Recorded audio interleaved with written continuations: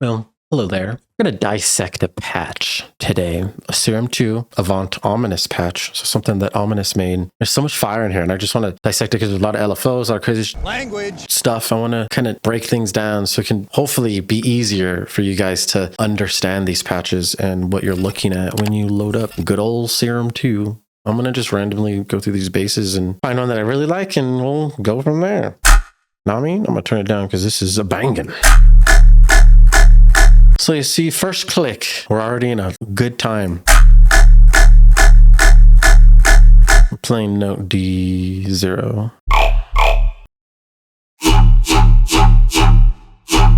Nice square.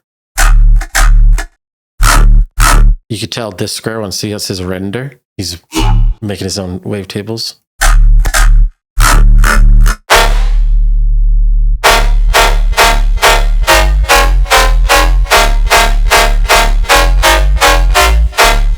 You can look down here at the bottom if you want to see what notes I'm hitting. Okay, let's check these out. Since I'm playing these, I might want to turn down my latency so I can actually play a little bit better. A little bit better. You know, I can go faster. And be on time, most importantly.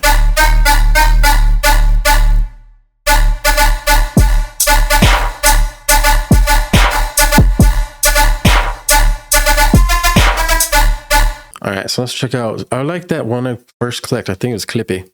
One.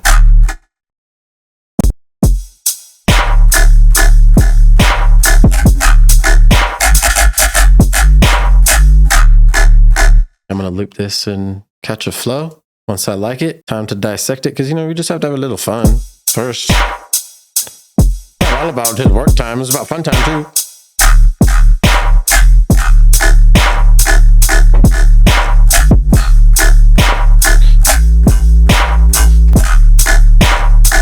Oh, that's really cool. Where's Clippy 2?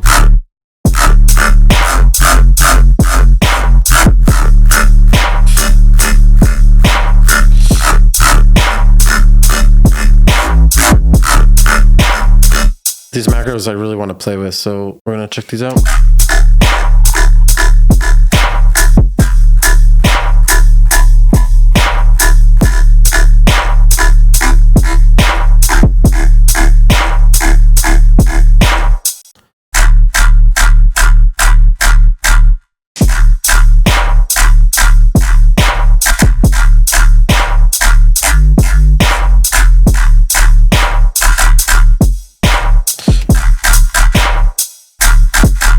Face, face in your face.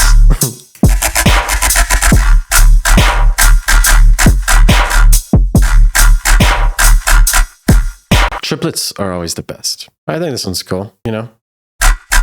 We're gonna dissect this. If we solo it, write a note, D0 specifically,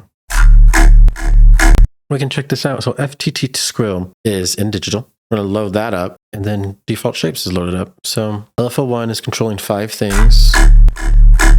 Now, this pack, by the way, Avant 2 Ominous Serum 2 will be in the description and in the comments. So if you guys want to get this pack, it's recommended. It's fucking heavy. Language. You can support me and Avant and Ominous all at the same time with the link below.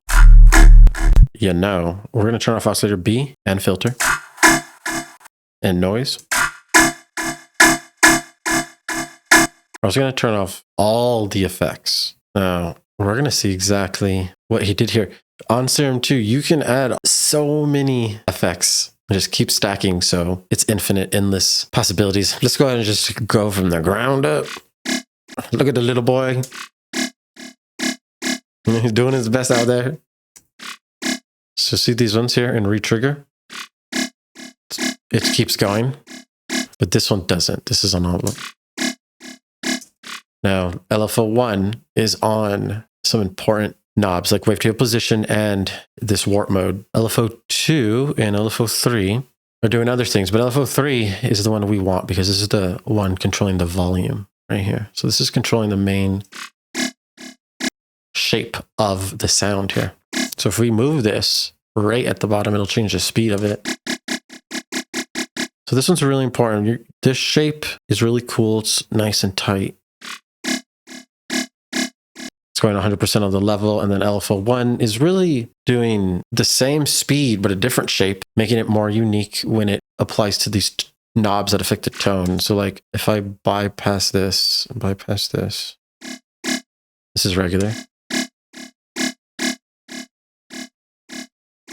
It's not doing anything. Now this is, remember, only affecting the beginning. Once it starts looping, this does not loop. So this only affects the beginning. Now we're going to turn it on. Now it's moving through this wavetable. Okay, and then bend plus is on, so now it's going to like morph the wavetable and warp it. See this little movement? Only at the beginning when it plays here. You'll see it move when it plays. Cool. Basic. Simple. Run octave 0, by the way. Boom. Then oscillator B turns on. And would you look at that? That is the sub bass. So LFO2 is on the sub level. So it looks like the sub bass, what Ominous did is already at 100, sustaining, just playing full blast. But every time the bass plays, it like lowers in volume. It lowers to 70% from 100 to 70 minus 30. It's very cool. It's very cool to see. Filter 1 is important. This is the comb minus. It's in flange. Comb minus right here. Now, this is being affected, this cutoff. So we're going to find out where it is. Probably on LFO1. Nope. LFO3. Nope. So that means it's on one of these macros over here. So when you move one of these macros, that means it's going to move this. Probably either one of these we're going to test to see. Probably the timbre. I'm going to right click. This is on A warp. So this is right here. This is turning up the bend plus, which is really cool for the timbre. So filter 1 frequency, flange frequency right here. See this? This is mapped to this cutoff knob that we're talking about. This will change. It'll move a little bit. It's a small amount. As we move this big knob, it moves through this little area. And it's also on filter 2 frequency, so this one too. Got a comb and a flange. If we move this, it'll affect it. So filter 2, turn off. Filter 1, turn off.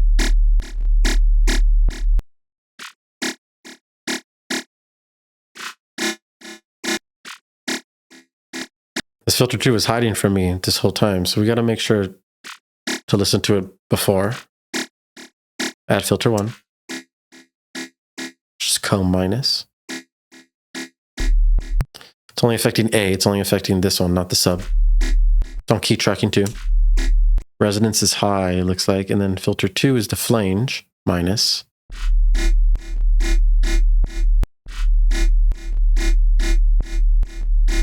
So we have both of these adding lots of resonant peaks, just metallic tones. Sounding riddim-y already because of these filters. You know, all you need is a little bit of filtration system. You know, we just need a little bit of filtration system, you know. So turn on noise, pink.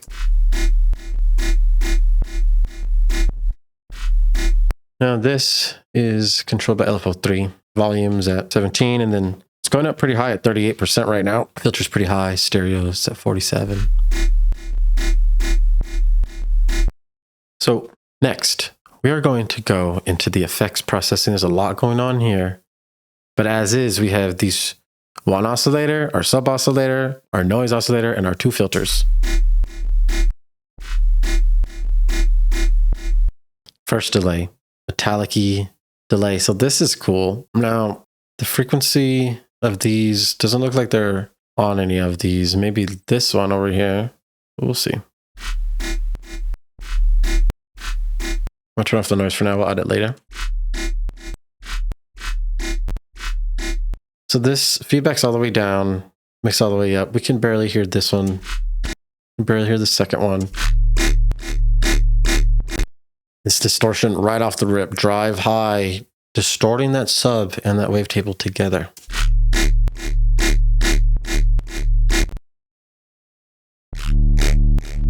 Oh yeah, these delays are doing a good amount. Cool. So first delay.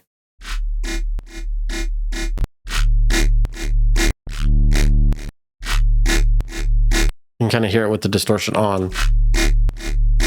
Feedback's all the way down. It's on milliseconds at 50. So it's like a close, like metallic-y delay. Another one. This one's filtered, and then it's at 60 instead of 50. This one's being controlled by a macro, maybe? Looks like it. X2 dry wet. It's on shit, what is it on this delay amount? Yeah. FX2 delay wet, which is the one we're on. This delay amount. Yeah, so this is pretty minimal for FX2, but FX4 might be a lot. FX4 is this next delay. Oh yeah, so this one is a lot. So with the delay amount down, we don't get that with it up. Now the macro set up like that. Mix, boom, feedback, boom, ping pong this time. This is a longer tail delay, milliseconds, and then left and right are different. That's really cool. So the delay and the distortion right off the rip, that's what we're seeing here. Then filtration systems, 3 filters. First one, looks like we got MG low 6, cutting all the highs. This is mapped to LFO 3, this cutoff. It's moving based on this LFO. Spectacular. Then we got a filter that adds tone, you know, and mixes right there, add the filter. This is LFO none, and then it's actually going to be one of these macros that it's on. It's FX6, so it's going to be on maybe phase. Yeah, this one right here. The phase frequency, FS6. This is the phase per filter. So this macro is controlling low frequency, high. Very good. Beautiful. Love to see it. You love to see it. This is mapped to 2 knobs. So another knob is FX7, which is up next. Right here, phaser 48 minus. So now when I move this, it's moving this cutoff as well as this one up here. So like, see these move left and right here? Check that as I move this macro. That's a really easy way to get lots of variations in your basses just by setting up a macro to move in opposite directions on your filter cutoffs. That's fire. Beautiful. Professional. Next up, inline phaser. This frequency is mapped to something. Yeah. I think we're already on 9. 1, 2, 3, 4, 5, 6, 7, 8. We're on 8. So phaser FX8 is on one of these, or it's on one of these. LFO1 is controlling this frequency of the phaser. So just for the first hit, the first one, the frequency moves a little. Pretty cool, pretty minimal. Minimal stuff going on there. Filter comb minus 60 hertz. This is just added to everything. Pretty subtle.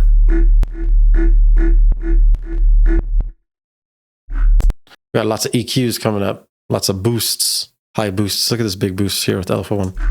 So the first one's a little louder.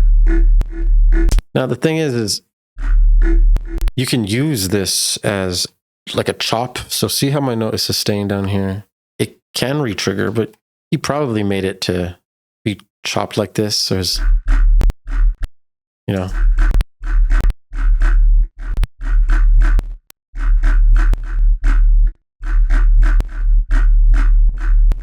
You know, stuff like that. Just keep that in mind as we're making this.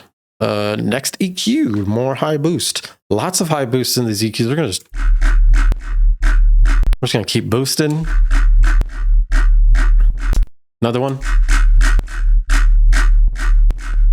Hell yeah, now the convolver. This is reverb, convolution reverb in pencil mode. Size is being controlled by probably this convolve or this, at this convolve frequency. So the size linked to the convolve frequency. As we move it, this mix is the convolve knob itself. So like, is it on or is it off? How much reverb do you want? That's this convolve. So I'm gonna go full reverb and then we can move the frequency with this. It's another way to make variations of the bass. I'm going to change this. I think that's why it's staticky. Okay, so then another EQ is boosting the lows here and boosting the highs. It's doing a lot. Let's go ahead and check out this one. So LFO2 is the shape.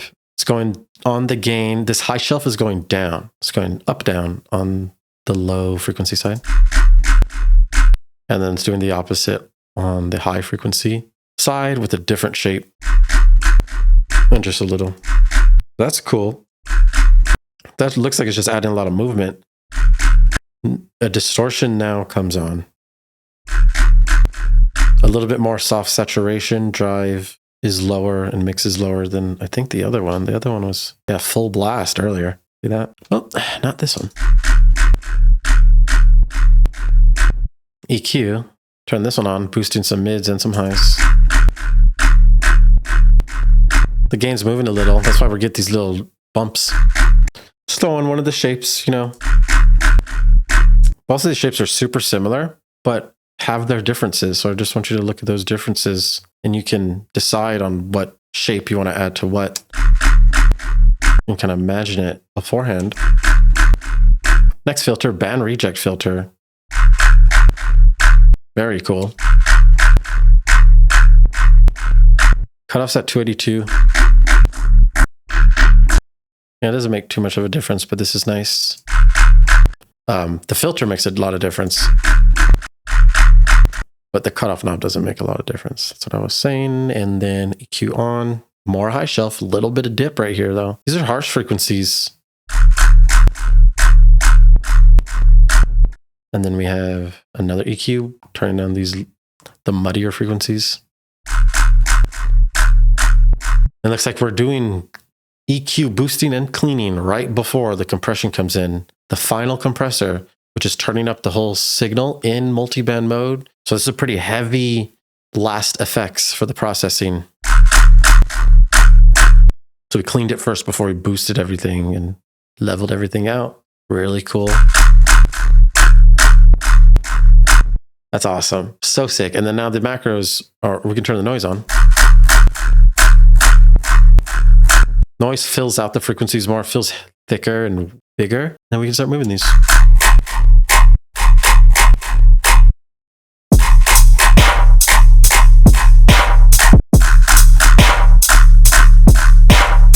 And then you'd automate these macros because in your song, different sections of your song need different energy and you want different variations so people don't get bored and you keep surprising the listener as it goes. And just one patch can do so much. You can make a whole song, you know? So gosh, nicely done. Shout out Ominous, shout out Avant. And I hope you guys enjoy this. I know it's kind of weird to dissect, but it's really helpful, you know, learning Serum and your main synth is super powerful. So keep on doing it. See you guys later. Peace out.